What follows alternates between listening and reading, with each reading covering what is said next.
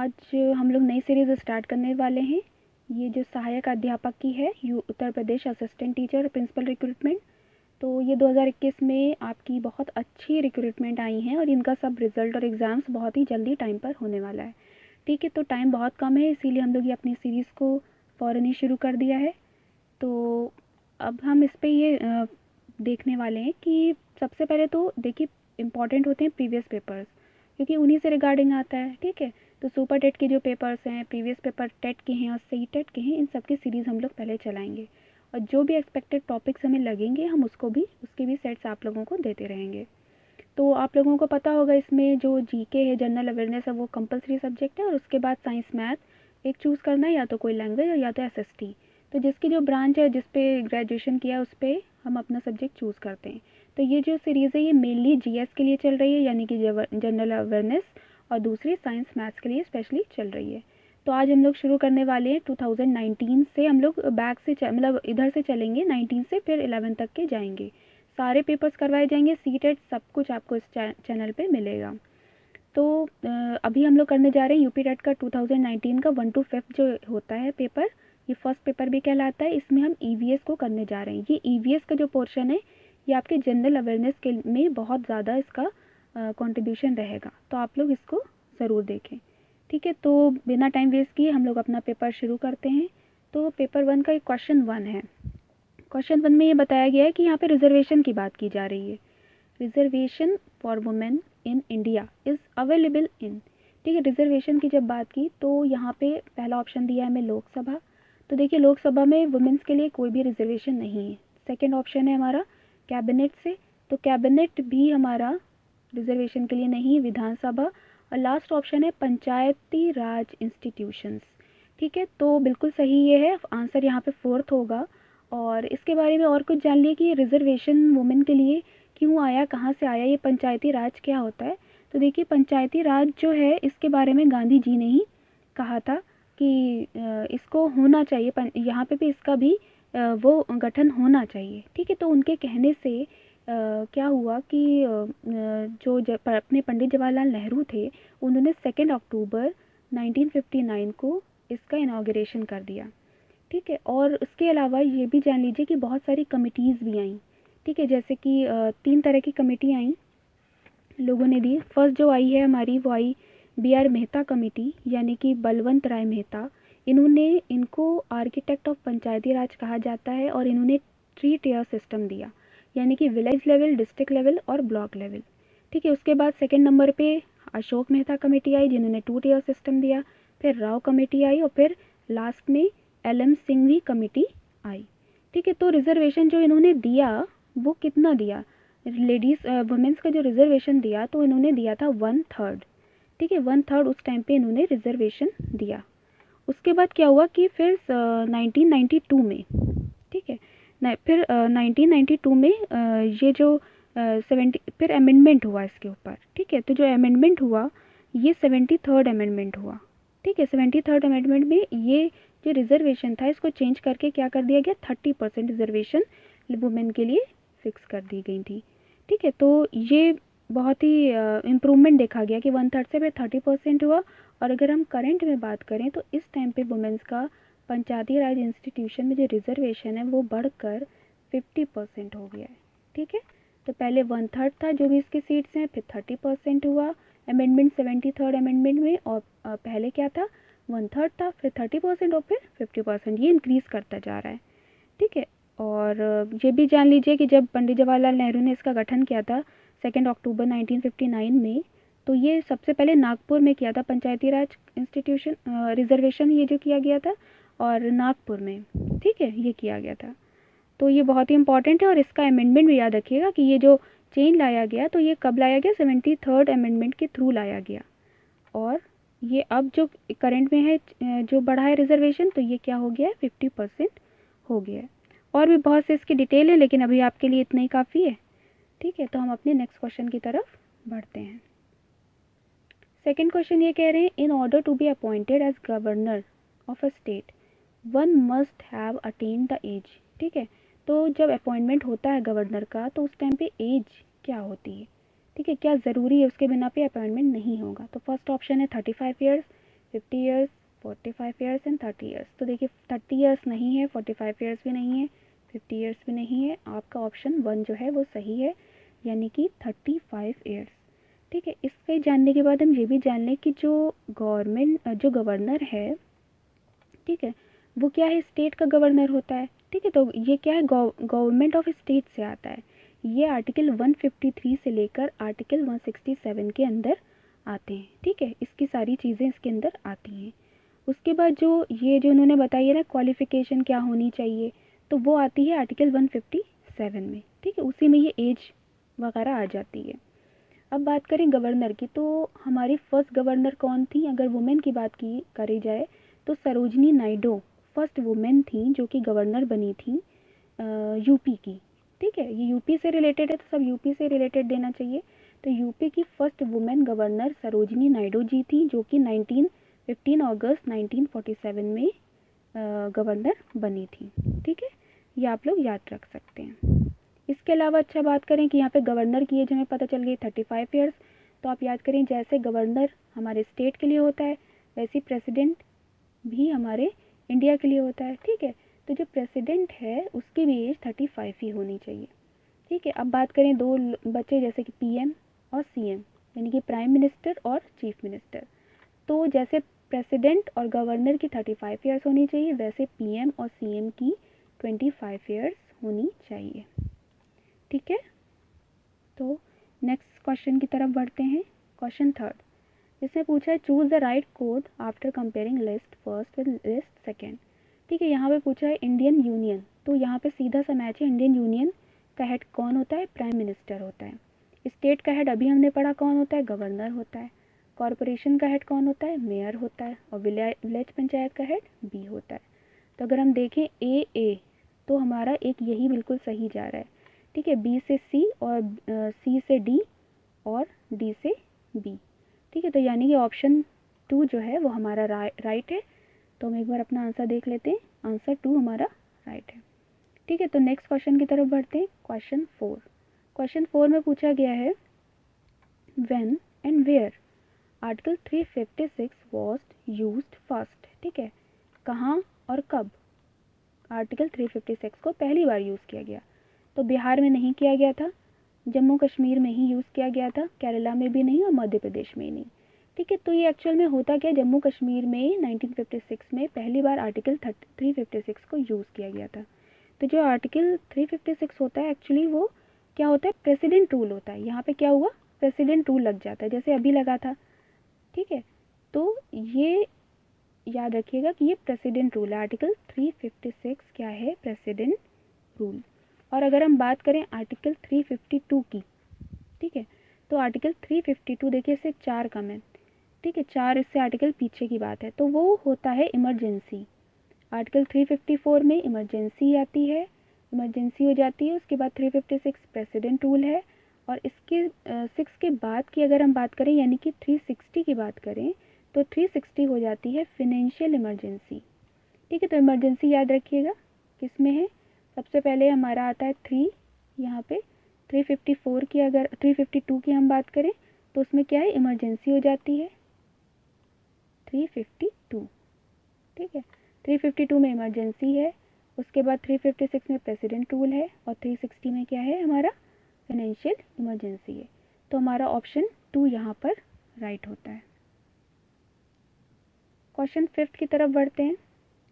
Which tax can be imposed by नगर निगम। देखिए ये इन्वायरमेंट का पेपर है, लेकिन इसमें पॉलिटी के ही अभी लाइन से में क्वेश्चंस मिलते चले जा रहे हैं। ठीक है, आप लोग ये नोटिस करिए, इसलिए ये हर तरह से जनरल अवेयरनेस के लिए बहुत ही इंपॉर्टेंट है। Which tax can be impose by नगर निगम। तो फर्स्ट है entertainment tax, toll tax, house tax या ऑल ऑफ द अबव। तो ये सारे टैक्स जो हैं वो नगर निगम की तरफ से होते हैं। तो ये सारे ऑप्शन सही हैं, यानी कि 4 ऑप्शन हमारा राइट हो गया, ऑल ऑफ द अबव। ठीक है, अपने क्वेश्चन 6 पे चलते हैं। यहाँ पे हैमलेट की बात की जा रही है। Hamlet is associated with which settlement. तो देखिए हैमलेट सेटलमेंट जो होता है, हैमलेट का मीन होता है स्मॉल विलेज। ठीक है, ये एक स्मॉल विलेज होता है। ठीक है, तो ये रूरल, ऑब्वियसली विलेज की बात की जा रही है, तो यहाँ पे किससे ये रिलेटेड हो जाएगा, ना फ्रैगमेंट होगा, ना लीनियर, ना अर्बन, सिर्फ ये रूरल आंसर सही है। तो यहाँ पे हैमलेट जो होते हैं ये कई तरह के होते हैं। Compact Hamlet, semi compact Hamlet, compact, ये 4 टाइप्स के होते हैं। फर्स्ट हुए सेटलमेंट हमारे कॉम्पैक्ट सेटलमेंट, दूसरा हुआ सेमी कॉम्पैक्ट सेटलमेंट, थर्ड है हैमलेट सेटलमेंट और फोर्थ है डिस्पर्स सेटलमेंट। ठीक है, तो ये सारे सेटलमेंट होते हैं जिसमें से एक ये है जो किससे रिलेटेड है, रूरल एरिया से रिलेटेड है। ठीक है, तो आंसर हम चेक कर लें, रूरल आंसर है। Next question 7। अभी तक देखिए जितने क्वेश्चन लिए गए वो सब पॉलिटी से चल रहे थे, अब 6 क्वेश्चन आए आपके पॉलिटी से। अब देखिए क्वेश्चन 7 देखते हैं। वॉल्केनो, ये हमारा ज्योग्राफी कह सकते हैं या एनवायरनमेंट कह सकते हैं। Which is volcano mountain. ठीक है, अरावली, ये अरावली जो रेंज होती है ये हमारी कहाँ पर है, राजस्थान, हरियाणा, ठीक है, गुजरात, वो वाला पोर्शन है। तो ये अरावली वॉल्केनो नहीं है। ठीक है, तो ये क्रॉस हो गया। एप्लेशियन की बात करें तो एप्लेशियन जो माउंटेन है वो यहाँ का नहीं है, ये इंडिया में है। अरावली हमारे इंडिया में है और ये एप्लेशियन जो माउंटेन है ये हमारे नॉर्थ अमेरिका में है। ठीक है, नॉर्थ अमेरिका। ठीक है, अब बात करें यूराल माउंटेन, तो ये भी हमारा ऑप्शन निकल गया क्योंकि ये भी वॉल्केनिक नहीं है। यूराल माउंटेन की बात करें तो ये यूरोप में मिलता है। ठीक है, तो ये भी हमारा वॉल्केनिक नहीं है। इंडिया में है या नहीं है लेकिन ये हमारा वॉल्केनिक नहीं है। अब बात आती है फोर्थ, तो ये ऑप्शन हमारा राइट है, किलिमंजारो, ये एक वॉल्केनिक माउंटेन है। ठीक है, और ये हमारा कहाँ मिलता है, ये हमारा मिलता है तंजानिया, याद रखिएगा आप लोग, तंजानिया अफ्रीका में, अफ्रीका के तंजानिया पोर्शन में ये मिलता है और ये बहुत ही डोरमेंट वोल्केनो है। ठीक है, डोरमेंट मतलब वो जो खामोश रहता है, सुकून से है, अंदर सारी रिएक्शंस हो रही हैं, बाहर कुछ भी ऐसा नहीं कि पोर्स बना लिए हैं या निकल रहा है या कुछ ऐसा नहीं हो रहा है, अंदर अंदर खामोशी से उसमें रिएक्शंस चल रही हैं, इसीलिए इसको डोरमेंट या डोरमेंट नाम दिया जाता है, डोरमेंट वोल्केनो। और इसके अंदर ये याद रखिएगा कि इसके अंदर 3 कोन्स हैं। कोन्स होते हैं ना जहाँ पे ऐसे पीक्स बन जाते हैं, तो इसके माउंटेन में 3 कोन्स आ जाते हैं। ठीक है, अब इसका आंसर हमारा फोर्थ राइट हुआ, किलिमंजारो।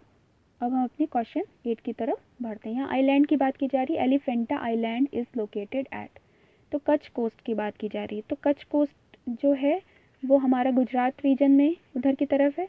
तो जो कच्छ कोट है वहाँ पर जो आइलैंड है वो है वियांत स्योधर आइलैंड। ठीक है, तो यानी कि ये इसका नहीं है। मुंबई कोस्ट की बात की जा रही है तो बिल्कुल एलिफेंटा आइलैंड जो है वो मुंबई कोस्ट में ही मिलता है।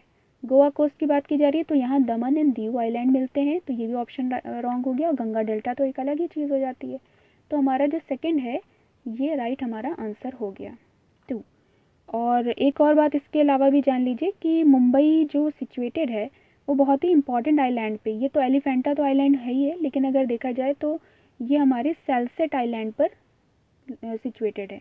ठीक है, तो ये इम्पॉर्टेंट इसके लिए एक फैक्ट है। तो आंसर हमारा यहाँ पे सेकंड राइट होता है, मुंबई कोस्ट। अब देखते हैं कि मॉनसून फॉरेस्ट की बात की जा रही है कि मॉनसून फॉरेस्ट जो होते हैं वो कहाँ मिलेंगे, जहाँ पे क्या हो, रेनफॉल कैसा हो, कितना हो। ठीक है, तो ये फर्स्ट आंसर है 70 to 200 centimetre. Obviously monsoon forest वहीं मिलेंगे जहाँ पे ये रेनफॉल की रेंज हो 70 से 200 सेंटीमीटर। ठीक है, और बाकी हमारे ऑप्शन यहाँ पे रॉन्ग हो जाएंगे, जहाँ पे हमें ये मिलेगा वहाँ पे मॉनसून फॉरेस्ट डेवलप हो जाएंगे। तो आंसर हमारा फर्स्ट राइट हो गया। क्वेश्चन 10 की तरफ बढ़ते हैं। यहाँ पे क्वेश्चन 10 में कह रहे हैं करबी एंगलोंग प्लेटू इज़ एन एक्सटेंशन। तो प्लेटू में पता होगा ये माउंटेन होता है, जब इसे ऐसे कट कर देते हैं तो ये जो नीचे का रीजन होता है ये कहलाता है प्लेटू। ठीक है, ये यहाँ से हटा देंगे तो ये प्लेटू कहलाता है। पीक्स नहीं होती प्लेटूज में, ऊंचा हिस्सा होता है। तो अब ये पूछ रहे हैं कि ये किसका एक्सटेंशन है, तिब्बत, हिमालय, शांत प्लेटू। तो देखिए शांत प्लेटू तो म्यांमार का है, हिमालय इंडिया में माउंटेन है, तिब्बत चाइना में है। अब बचा हमारा पेनिनसुलर प्लेटू, तो पेनिनसुलर प्लेटू ही कर्बी अलोंग प्लेटू का एक्सटेंशन है। सॉरी, पेनिनसुलर का एक्सटेंशन कर्बी अलोंग है। तो थोड़ा सा प्लेटूज़ के बारे में पढ़ लेते हैं कि एक्चुअल में क्या होता है। जो हमारा इंडिया का मैप है, ठीक है, ऐसे और ऐसे करके जो हमारा मैप है पूरा इधर की तरफ, ठीक है, बहुत अच्छा नहीं बना पा रहे हैं। तो ये जो इसको डिवाइड किया जाता है 2 पोर्शन में। बीच का होता है सेंट्रल हाईलैंड्स और नीचे की तरफ होता है हमारा ट्रायंगुलर शेप का डेक्कन प्लेटू। ठीक है, तो यहाँ पे बहुत सारे मालवा प्लेटू और ये सब मिलते हैं, छोटा नागपुर। ठीक है, और इधर की तरफ भी आपका जो ये पोर्शन है यहाँ पे भी हमें मेघालय वगैरह मिलते हैं, मेघालय प्लेटूज़। ठीक है, तो उसी के पास ये कार्बी एंगलोंग प्लेटू होता है और यहीं पे आपके वो होती हैं गारो, खासी, ठीक है। तो ये सब भी यहाँ पर होता है। तो ये कार्बी एंगलोंग प्लेटू जो है वो पेनिनसुलर प्लेटू जो है का एक्सटेंशन है, ठीक है। तो आप लोग ये याद रखिएगा। तो ऑप्शन हमारा 1 राइट हो गया। ये तो अलग ही ऑप्शंस दिए हुए हैं तो इससे मतलब है ही नहीं, तो option 1 is the right answer. Question 11 की बात करें तो which is the example of ससाइल। तो पहले जान लें कि एक्चुअल में ससाइल एनिमल्स होते क्या हैं, ठीक है। बाद में देखेंगे कि आंसर क्या है। ससाइल मीन्स होता है वो एनिमल्स जिनमें लोकोमोशन ना हो, मीन्स दैट कि उनमें कोई भी ऐसा लोकोमोटिव ऑर्गन ना हो जिससे वो मूव कर सकें, यानी कि वो सिर्फ कैसे भी एक्सटर्नल फोर्सेस के थ्रू ही मूव करते हैं, उनको कहते हैं ससाइल, ठीक है। अब बात आ रही है, ये ऑप्शंस दिए हैं, काइनस नहीं, ये मूव करता है, लीच भी आपको पता होगा मूव करता है, काइटन भी करता है। तो हमारा फर्स्ट ऑप्शन राइट हुआ, यू प्लेक्टेला जो है बहुत ही क्यूट सा स्पंज है ये, और इसको जापान का गिफ्ट ऑफ जापान भी नाम दिया जाता है, और बहुत अच्छा इसका बहुत ही खूबसूरत होता है ये, और देखने में बहुत ज़्यादा, और गिफ्ट ऑफ जापान भी कहा जाता है और विनस फ्लावर के नाम से भी कहा जाता है इसको, ठीक है। तो ये आपका ऑप्शन फर्स्ट राइट हो जाता है। चलते हैं अपने क्वेश्चन 12 की तरफ। बहुत सिंपल सा क्वेश्चन है, unit of protein molecule is, यानी कि सबसे छोटी यूनिट प्रोटीन की क्या होती है। तो ग्लूकोज जो है वो कार्बोहाइड्रेट की यूनिट होती है, तो ये रॉन्ग हो गया। सेकंड ऑप्शन है अमीनो एसिड, ऑब्वियसली प्रोटीन की यूनिट होती है अमीनो एसिड, ये राइट है। फैटी एसिड फैट की यूनिट होती है, और वाइटामिन जो है ये हमारा अलग तरह का न्यूट्रिएंट है, ठीक है। तो हमारा अमीनो एसिड राइट आंसर हो गया। नेक्स्ट क्वेश्चन 13 देखते हैं, which organelle in plant cell is absent in plant cell. तो सेल वॉल तो प्रेजेंट होती है प्लांट सेल में, वैक्यूल्स भी होते हैं ऑब्वियसली, ठीक है, और प्लास्टिड्स तो होते ही हैं वरना फोटोसिंथेसिस नहीं होगी। तो यहाँ पे सेंट्रोसोम ऐसा बचता है जो प्लांट सेल में एब्सेंट होता है, ठीक है, सेंट्रोसोम नहीं होता। तो ऑप्शन हमारा जो डी है यानी कि फोर्थ है वो हमारा राइट हो गया। नेक्स्ट क्वेश्चन की तरफ बढ़ते हैं, largest gland in human body. तो देखिए ये मिक्स ग्लैंड है, थोड़ी इन्फॉर्मेशन के लिए ले ली, ये मिक्स ग्लैंड है, और जो एड्रिनल ये है ये हमारी एंडोक्राइन ग्लैंड होती हैं, ठीक है। एंडोक्राइन एक्सोक्राइन ग्लैंड्स होती हैं, ठीक है। तो ये क्या है, एंडोक्राइन ग्लैंड्स हैं। और लिवर हमारी बॉडी की लार्जेस्ट ग्लैंड है, ठीक है।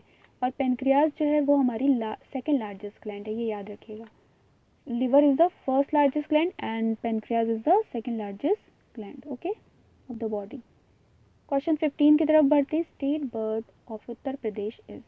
तो पहला ही ऑप्शन दिया गया, ये क्रेन जो सारस है यही हमारा उत्तर प्रदेश का बर्ड है, ठीक है। और बाकी ऑप्शन में आप अगर आप देखें तो पिकॉक हमारा इंडिया का नेशनल बर्ड है, ठीक है। तो ऑप्शन हमारा 1 राइट होता है। क्वेश्चन 16 देखते हैं, in which of the following regions reindeer are found. Tundra, hot desert, taiga, monsoon, ये 4 ऑप्शन दिए गए। तो टुंड्रा में रीनडियर मिलता है, ऑप्शन 1 हमारा यहाँ पे राइट होता है। 17 क्वेश्चन की बात करें तो which one of the following is not a temperate grassland. तो आंसर यहाँ पे क्या है आपका, थर्ड है कंपस, और ये हमारा ऑप्शन राइट है। और इसको समझने के लिए हम ज़रा सा पीछे देखते हैं, नेक्स्ट स्लाइड पे देखते हैं कि क्या है। टेम्परेट देखिए कहा है कि टेम्परेट नहीं है, नॉट टेम्परेट, ठीक है। तो ग्रासलैंड को किस तरह डिवाइड किया जाता है अभी हम देखते हैं पीछे कि नॉट टेम्परेट। तो ग्रासलैंड देखिए ये है ट्रॉपिकल एंड टेम्परेट, यानी कि हमें टेम्परेट नहीं लेना थी, ठीक है, यानी कि वो ट्रॉपिकल में होगी। आप देखिए ट्रॉपिकल में 3 ऑप्शन दिए, सवाना, कंपास एंड लानोस। तो कंपास हमें ऑप्शन में था इसीलिए हमने वहाँ पे राइट कर दिया, ठीक है। और बाकी ये ऑप्शन थे जो कि टेम्परेट ही थे तो हमें उनको टिक नहीं करना था, तो ऑप्शन हमारा जो था कंपास ही राइट होता है।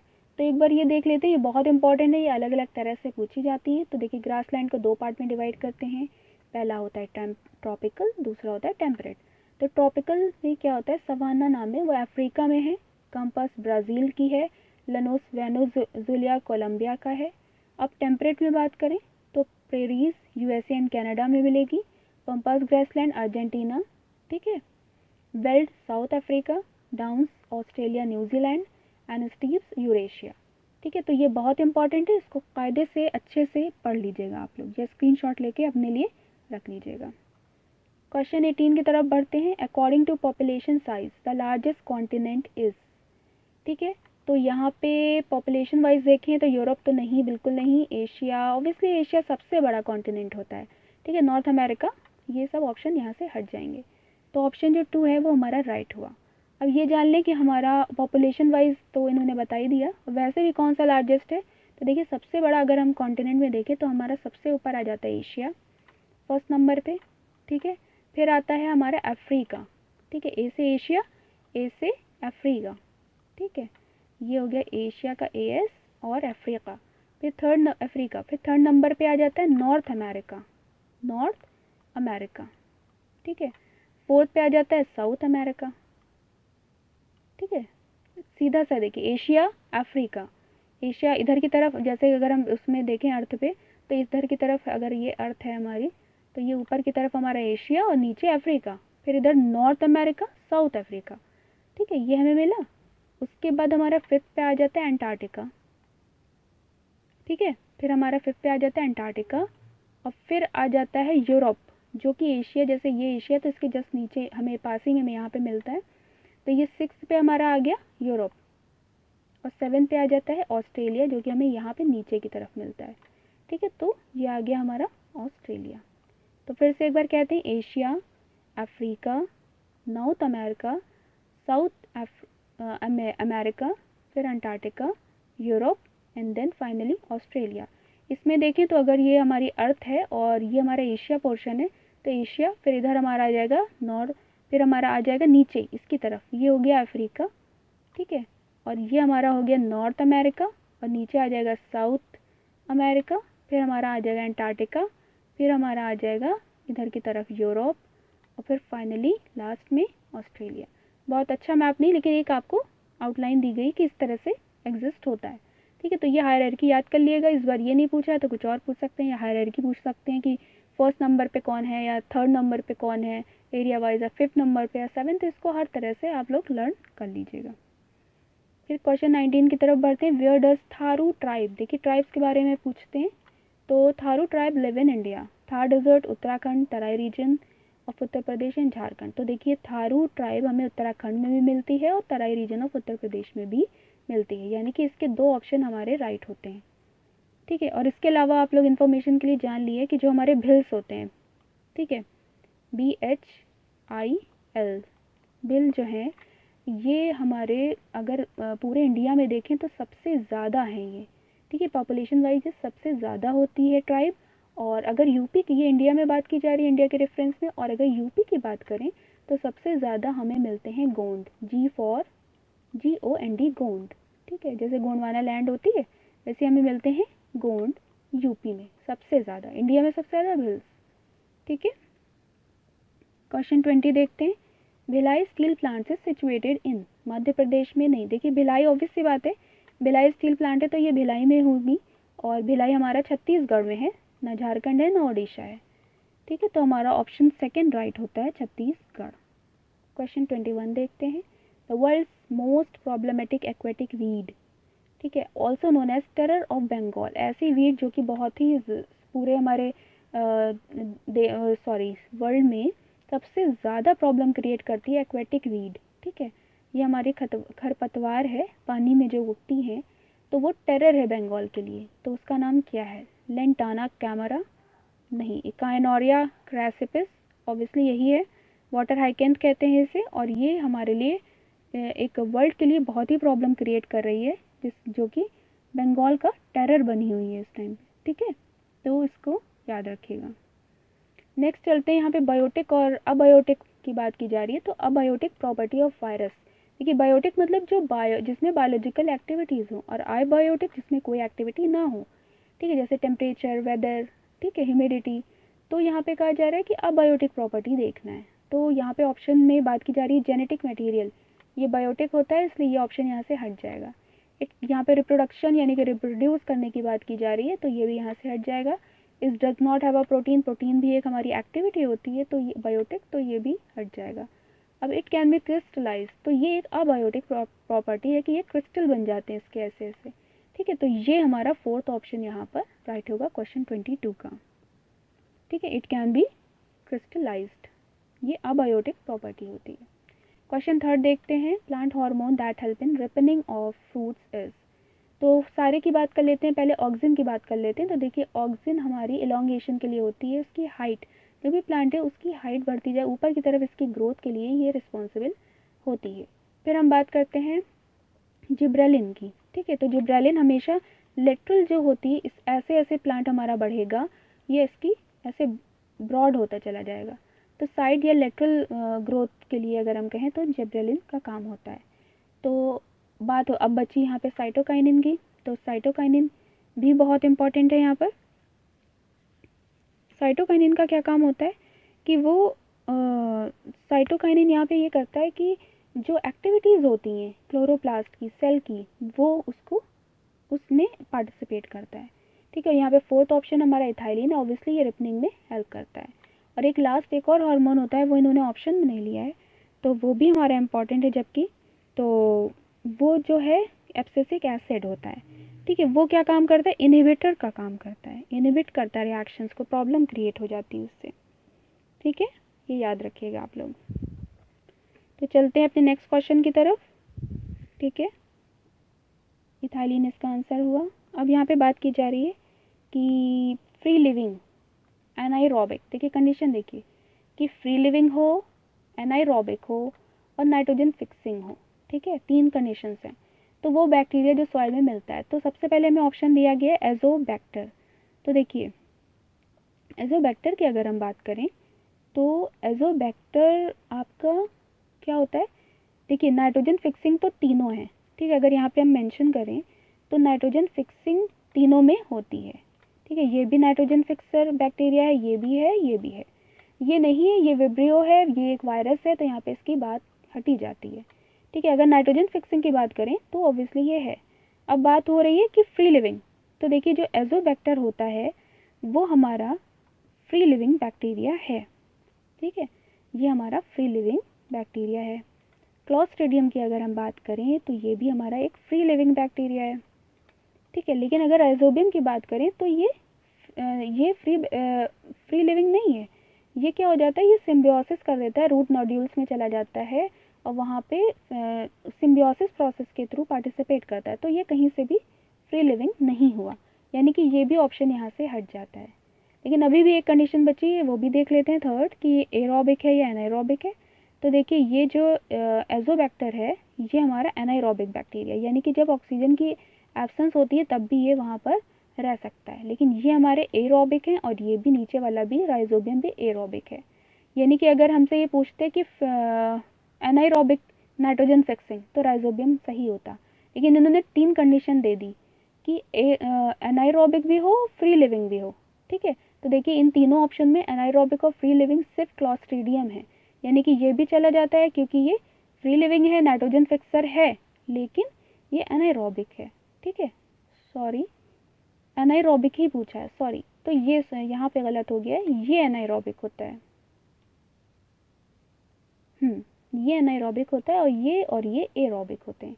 इसीलिए हमारा क्लॉस्ट्रिडियम आंसर सही है, क्योंकि ये नाइट्रोजन फिक्सर भी है, ये फ्री लिविंग भी है और ये एनाएरोबिक भी है। एजोबैक्टर क्या होता है, नाइट्रोजन फिक्सर तो है, फ्री लिविंग है, लेकिन एरोबिक है, ठीक है। तो ये ऑप्शन यहाँ से हटाना पड़ता है, ठीक है। यहाँ पे बात करें तो नाइट्रोजन फिक्सिंग भी है बट सिम्बियोसिस शो कर रहा है रूट नोड्यूल्स में जाके, और एरोबिक है, तो राइजोबियम भी हट गया, ठीक है। तो हमारा ऑप्शन 2 जो है वो राइट होता है।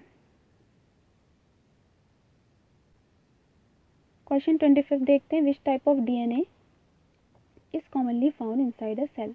तो देखिए बी डीएनए हमारी सेल में जनरली कॉमनली मिलता है, तो ऑप्शन 2 हमारा यहाँ पे राइट होता है।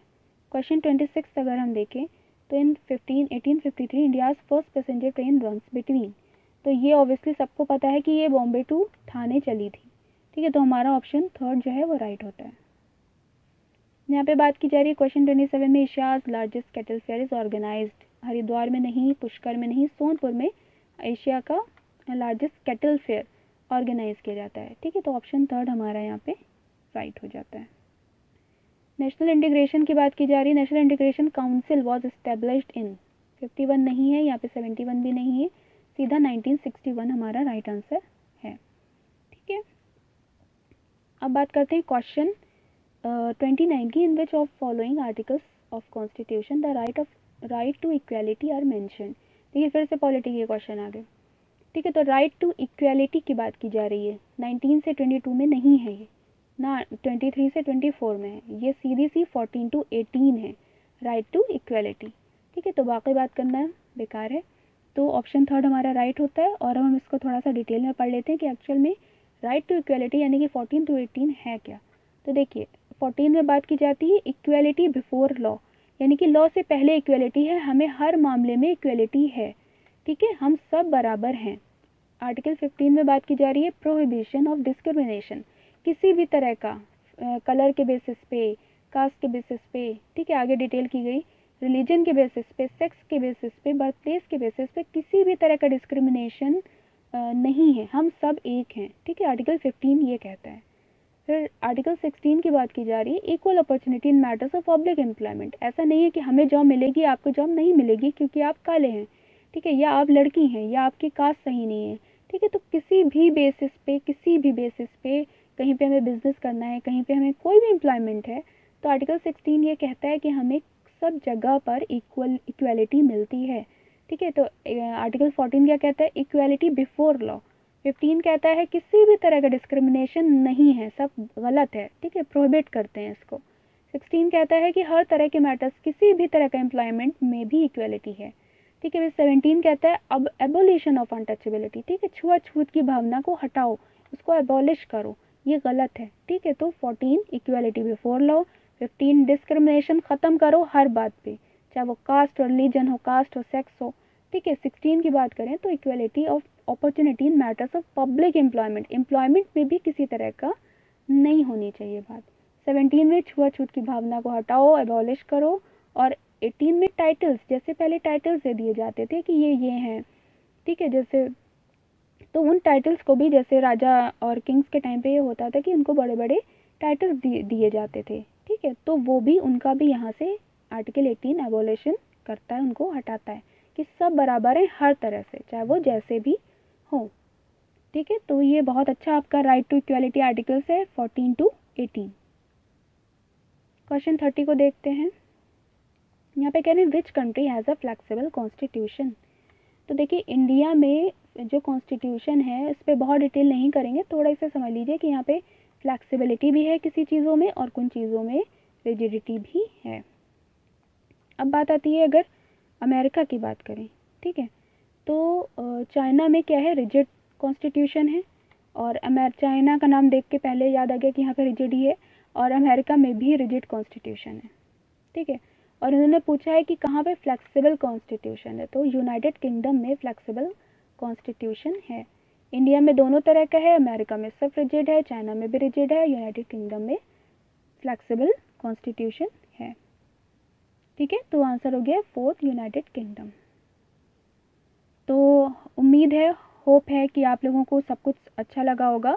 आप लोग जो भी समझ में आए या नहीं समझ में आ रहा है, आप उस पर हमें कमेंट करिए, बताइए। और ये सीरीज़ आपकी सपोर्ट से ही चलती है, आप लोगों के प्यार से ही बढ़ती है।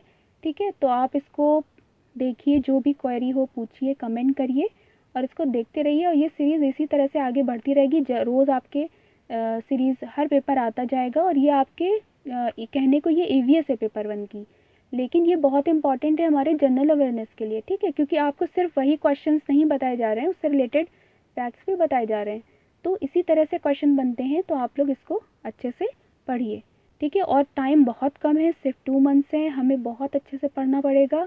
तो आप लोग बस समझ ली लग जाइए। अभी हम लोग कंटिन्यू EVS साइंस और मैथ्स की वीडियोज़ आप लोगों को देंगे, और उसके बाद 1 मंथ तक यही रहेगा, उसके बाद फिर GS भी। और इस तरह से हमारा GS भी प्रिपेयर हो रहा है EVS में। ठीक है, और फिर हम लोग सिर्फ स्पेशली जनरल अवेयरनेस की, जिसमें रीजनिंग और सब कुछ है, ठीक है, तो वो शुरू कर देंगे आप लोगों की। उसमें पॉलिटी, ज्योग्राफी, हिस्ट्री सभी कुछ है। ठीक है, GK, करंट अफेयर सभी कुछ आ जाता है, तो वो भी हम लोग आपकी 1 मंथ के बाद स्टार्ट करेंगे। तो आप लोग इसको बहुत अच्छे से देखिए, और जो भी प्रॉब्लम हो पूछिए। ओके, चलते हैं फिर। Thank you so much.